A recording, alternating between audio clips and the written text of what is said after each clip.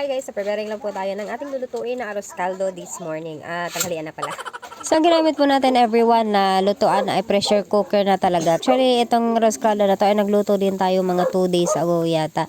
Tapos, nag-request ulit ang aking partner na baka pwedeng arroz caldo na naman kasi nabitin siya dun sa niluto ko nung una na arroz caldo. So, ayan, pinagbigyan natin.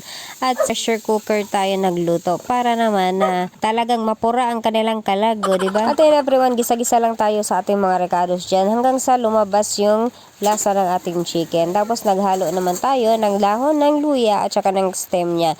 Kasi maraming benepisyo ang luya at hindi ko alam kung ano-ano ang mga ito. Pero okay lang yun. Basta meron talaga siyang aroma kasi na gusto kong balik-balikan ba, na gusto kong malasahan. Kaya talagang hinalo ko siya sa arroz caldo. So ayan guys, inantay lamang natin na kumulo at lumapot at maluto ang ating arroz caldo. So ayan na. Naluto na siya. Atin na siyang nilagyan ng toppings na fried or crispy garlic. I mean roasted garlic kasi request din nating partner na mag-roast. I mean mag-ano tayo ng garlic ba? Yung ganyan yung tinusta ba? O di ba bagay sa ulan? Maulan dito eh.